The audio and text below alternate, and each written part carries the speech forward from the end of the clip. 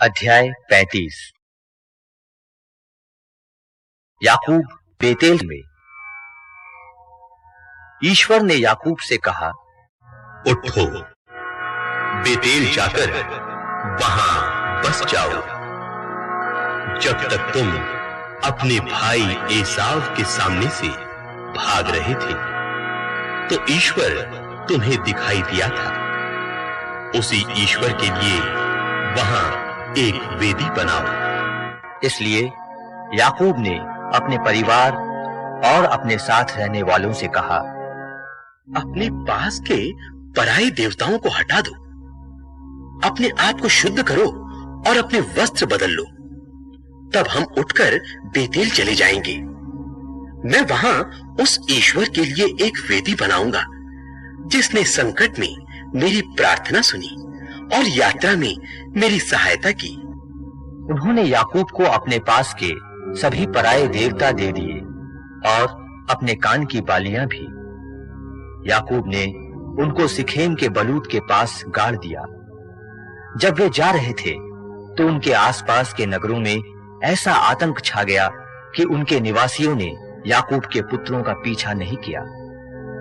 याकूब और जो लोग उसके साथ थे कनान देश के लूज अर्थात बेतेल नामक स्थान पहुंचे।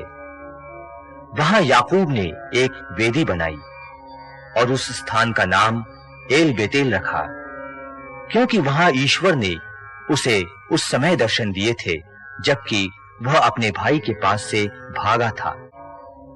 रिबेका की धाय दबोरा वहां मर गई और बेतेल के पास एक बलूत वृक्ष के नीचे गाड़ दी गई।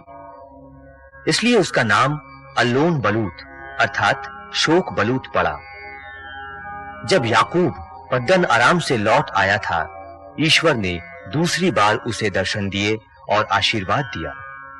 ईश्वर ने उससे कहा, तुम्हारा नाम याकूब है। अब से तुम्हारा नाम याकूब नहीं रहेगा, बल्कि तुम्हारा नाम इस्राएल होगा। इसलिए उसका नाम इस्राएल पड़ा। आगे ईश्वर ने उससे कहा, मैं सर्वशक्तिमान ईश्वर हूं। तुम फलो फूलो, एक राष्ट्र ही नहीं, एक राष्ट्र समूह तुमसे उत्पन्न होगा और तुम्हारे वंशजों में राजा भी उत्पन्न होंगे। ये देश जो मैंने इब्राहिम और इसहाक को दिया था, तुम्हें भी दे दूंगा और तुम्हारे बाद तुम्हारे वंशजों को भी ये देश दे दूंगा। फिर ईश्वर उस स्थान से जहां उसने उसके साथ बातें की थी ऊपर प्रस्थान कर गया। उस स्थान पर जहां ईश्वर उससे बोला था, याकूब ने एक स्मारक स्तंभ बनाया। वह पत्थर का स्तंभ था। उसने उस पर तेल और अर्घ्य उड़ेला। इसलिए याकूब ने उस स्थान का नाम जहां ईश्वर उससे बोला था बेतेल रखा। बेन्यामीन का जन्म। इसके बाद वे बेतेल से आगे बढ़े।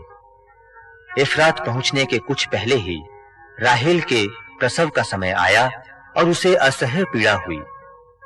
जब उसे बहुत अधिक प्रसव पीड़ा होने लगी तो दाई ने उससे कहा, डरो मत, क्योंकि इस बार भी तुम्हें पुत्र होगा। जब वह मरने को थी तो अंतिम सांस लेते समय उसने उसका नाम बेनोनी रखा, परंतु उसके पिता ने उसका नाम बेन्यामीन रखा। राहेल की मृत्यु हो गई। उसे एफ्रात के अर्थात बेतलेहम के मार्ग पर दफनाया गया। याकूब ने उसकी कब्र पर एक स्मारक स्तंभ बनवाया। राहेल की कब्र का यह स्मारक स्तंभ आज तक सुरक्षित है। याकूब के 12 पुत्र। तब इस्राएल आगे बढ़ा और उसने मिगदल एदर से आगे अपना तंबू खड़ा किया। जब इस्राएल उस प्रदेश में रह रहा था, रूबेन का अपने पिता की उपपत्नी बिल्हा से संसर्ग हुआ और यह बात इस्राएल को मालूम हो गई। याकूब के 12 पुत्र थे। लेया के पुत्र ये थे। याकूब का पहलोठा रूबेन, सिमोन, लेवी, यूदा, इस्साकार और जबूलून। राहेल के पुत्र ये थे, यूसुफ और बेन्यामीन। राहेल की दासी बिल्हा के पुत्र ये थे, दान और नफ्ताली। लेया की दासी जिल्पा के पुत्र ये थे, गाद और आशेर। यही याकूब के पुत्र हैं जो उसके यहां पद्दन अराम में पैदा हुए थे। इसहाक की मृत्यु। याकूब अपने पिता इसहाक के पास मामरे अर्थात किरियत अरबा या हेब्रोन आया, जहां इब्राहिम और उसके बाद इसहाक भी प्रवासी होकर रहा करते थे। इसहाक कुल मिलाकर 180 वर्ष तक जीवित रहने के बाद मरा। उसका वृद्धावस्था में बड़ी पकी उम्र में प्राणांत हुआ और वह अपने पूर्वजों से जा मिला। उसके पुत्र एसाव और याकूब ने उसे दफना दिया।